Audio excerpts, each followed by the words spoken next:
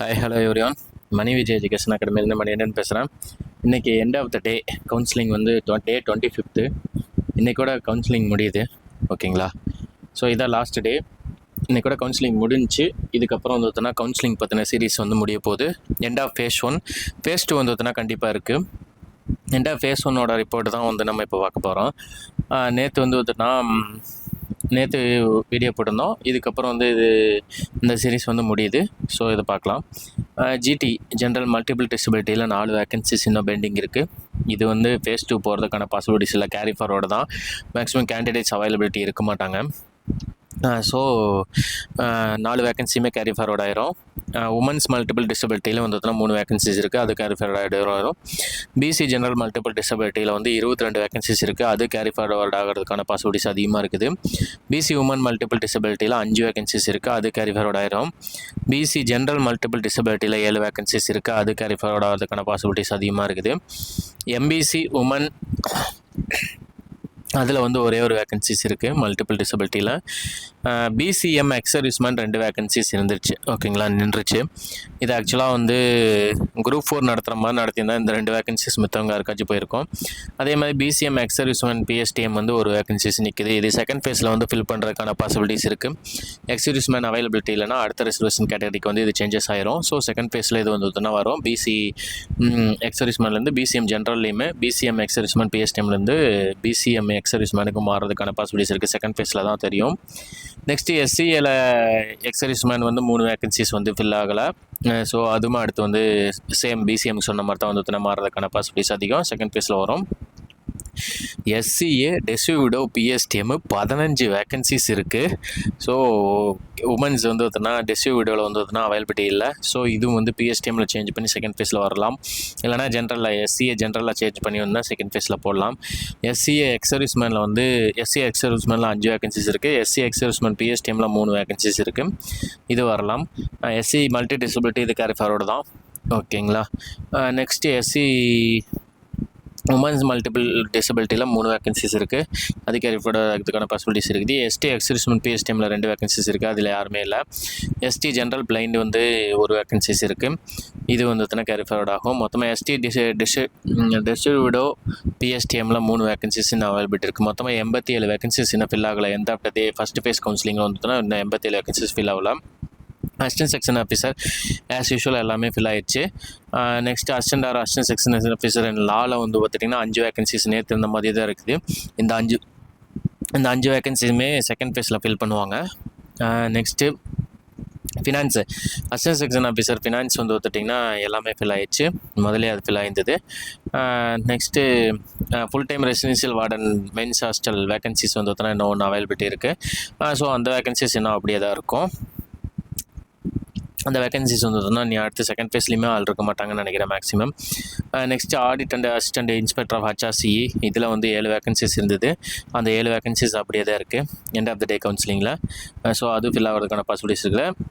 General உமனில் handloom inspector first day fill ஆகிடுச்சு. Next junior cooperative ஆடிட்டில் வந்து பார்த்திங்கன்னா பிசி ஜென்ரல் வேக்கன்சிஸ் 6 நிறுத்தியிருக்காங்க, அது செகண்ட் ஃபேஸில் வரும். அதுக்கடுத்து எம்பிசி டிசி ஜென்ரலில் வந்து 30 வேக்கன்சிஸ் இருக்குது, அது செகண்ட் ஃபேஸில் வந்து வரும். நெக்ஸ்ட்டு எம்பிசி ஜென்ரல் டெஃப்பில் 3 வேக்கன்சிஸ் இருக்குது, இது செகண்ட் ஃபேஸ் தான். எம்பிசி டெசிவிடோ பிஎஸ்டிஎம்மில் 1 வேக்கன்சிஸ் இருக்குது பிகாமில். ஸோ அதுவும் செகண்ட் ஃபேஸில் வர்றதுக்கான பாசிபிலிட்டிஸ் இருக்குது.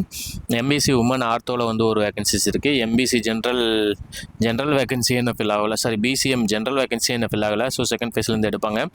9 வேக்கன்சிஸ் இருக்குது, அது ஹோல்ட் பண்ணி வச்சுருக்காங்க. பிசிஎம் ஜென்ரல் பிஎஸ்டிஎம்மில் 2 வேக்கன்சிஸ் இருக்குது, இது பின்னாடி வந்து செகண்ட் ஃபேஸில் எடுப்பாங்க. பிசிஎம் எக்ஸர்விஸ்மெண்ட்லேயும் வேக்கன்சிஸ் இருக்குது. எஸ்சிஏல வந்து பார்த்துட்டோம்னா 7 வேக்கன்சிஸ் இருக்குது, அது வந்து செகண்ட் ஃபேஸில் வரும். எஸ்சிஏ ஜென்ரல் டெஃப் வந்து 1 வேக்கன்சிஸ் இருக்குது, அது வந்து ஃபில் பண்ணுவாங்க. எஸ்சிஏ உமனில் வந்து 1 வேக்கன்சிஸ் இருக்குது. நெக்ஸ்ட்டு எஸ்சி ஜென்ரலில் 50 வேக்கன்சிஸ் இன்னும் அவைலபிலிட்டி இருக்குது. எஸ்சி ஜென்ரலில் மொத்தமாக இன்னும் 50 வேக்கன்சிஸ் இருக்குது, அது செகண்ட் ஃபேஸில் வரும். எஸ்சி எக்ஸர்விஸ்மெண்ட்லாம் 6 வேக்கன்சிஸ் இன்னும் அவைலபிலிட்டி இருக்குது. இது மேபி வந்து ஜென்ரலில் மாற்றி விட்டு வந்து எடுக்கிறதுக்கான பாசிபிலிட்டிஸ் அதிகமாக இருக்குது. இந்த 6 வேக்கன்சியுமே ஜென்ரலுக்கு போயிடும். SC ex servicemen PSTM மாற்றிடுவாங்க.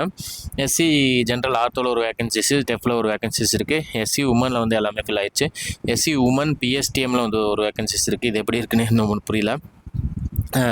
அதை எடுத்துருவாங்க. எஸ்சி உமன் ஆர்த்தோவில் வந்து 1 வேக்கன்சிஸ் இருக்குது.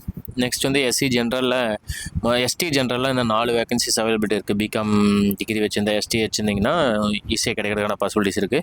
எஸ்டி எக்ஸர்விஸ்மெண்ட் பிஎஸ்டிஎம்மில் 4 1 வேகன்சிஸ் இருக்குது. எஸ்டி உமனில் வந்து 2 வேகன்சிஸ் இருக்குது. இது எல்லாமே அடுத்த செகண்ட் ஃபேஸில் ஃபில் பண்ணுவாங்க.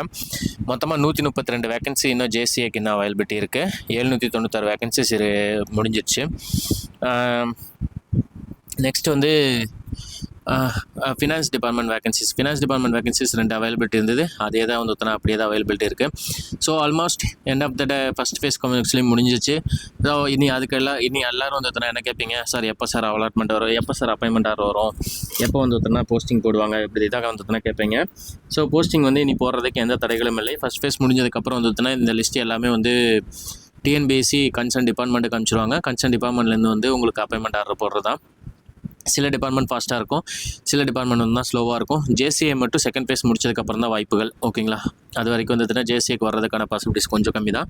ஜேசிஏ வந்து சீக்கிரம் செகண்ட் ஃபேஸ் முடிச்சிடுவாங்க. செகண்ட் ஃபேஸ் முடிச்சதுக்கப்புறம் தான் வந்து அப்பாயின்மெண்ட் ஆர்டர் ரெடி ஆகும். மித்த எல்லா டிபார்ட்மெண்ட்டுக்கும் முடிஞ்சதுக்கப்புறம் இப்போ ஆட்டோமேட்டிக்காக ஸ்டார்ட் பண்ணிடுவாங்க. இந்த எல்லா லிஸ்ட்டும் அனுப்பிச்சிடுவாங்க. லிஸ்ட் அனுப்பிச்சிட்டாங்கன்னா ஆட்டோமேட்டிக்காக டிபார்ட்மெண்ட் ப்ராசஸ் பண்ணுறதை வச்சு தான், டிபார்ட்மெண்ட் எவ்வளோ ஃபாஸ்ட்டாக ப்ராசஸ் பண்ணுறங்கிறத பொறுத்து உங்களுக்கு அப்பாயின்மெண்ட் ஆர்டர் வரும். ஒரு சில டிபார்ட்மெண்ட் வந்து 15 நாளில் வரலாம். இன்னும் ஒரு சில டிபார்ட்மெண்ட் இன்னும் 2 மாதம் ஆகலாம். ஒரு சில டிபார்ட்மெண்ட் இன்னும் 3 மாதம் ஆகலாம். ஸோ டைம் வந்து அந்த டிபார்ட்மெண்ட் கன்சர்னை பொறுத்து தான்.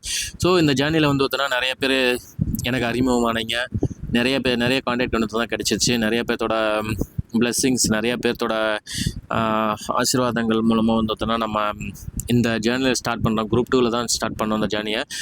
ஸோ இது சிறப்பாக வந்து போயிட்டுருக்கு. இது அடுத்தடுத்த நடவடிக்கைகளுக்கு எப்படி கொண்டு போகலாம் அப்படிங்கிறது உங்களை பொறுத்து தான்.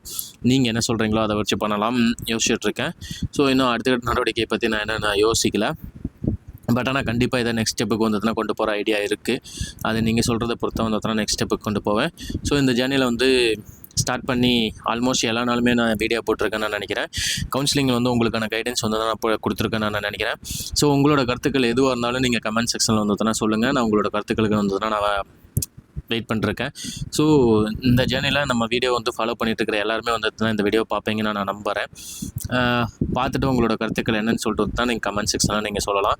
ஸோ நம்ம அடுத்து என்ன பண்ணலாம் அப்படிங்கிறத பற்றி வந்து நீங்கள் கமெண்ட்டில் சொல்லுங்கள். உங்களோட ஆக்கப்பூர்வமான கருத்துக்கள் வந்து நான் கண்டிப்பாக படிப்பேன். அது எனக்கு ஊக்கமாக இருக்கும். ஓகேங்களா, ஸோ இன்னையோட ஃபஸ்ட் ஃபேஸ் முடிஞ்சு செகண்ட் ஃபேஸ் ஸ்டார்ட் ஆனால் வந்து அதுக்கான அப்டேட் உங்களுக்கு நான் தரேன். அடுத்து நெக்ஸ்ட் வரப்போகிற குரூப் 2 சம்மந்தமாக வந்து நம்ம சில விஷயங்கள் பேசலாம். அதில் வந்து உங்களுக்கு எந்த மாதிரி தேவைப்படுதுன்னு சொல்லுங்கள். நான் கொடுக்குறேன். அப்படியே வந்து டெஸ்ட் சீரிஸோ இல்லை கிளாஸஸோ இல்லை வேறு ஏதாச்சும் வந்துட்டுனா இந்த இது தேவைப்படுது அப்படின்னாலும் வந்துட்டுனா சொல்லுங்கள். நான் எல்லாத்த பற்றி நம்ம டிஸ்கஸ் பண்ணுவோம். ஓகேங்களா, ஸோ கவுன்சிலிங் சீரீஸ் முடியுது. End of the video. Thank you so much. உங்களுக்கு பிடிச்சிருந்ததுன்னா வந்துட்டுனா லைக் பண்ணுங்கள், ஷேர் பண்ணுங்கள், சப்ஸ்கிரைப் பண்ணுங்கள். உங்கள் ஃப்ரெண்ட்ஸுக்கு மறக்காமல் ஷேர் பண்ணிடுங்க. வச்சுட்டுங்களா? தேங்க்யூ, பாய்.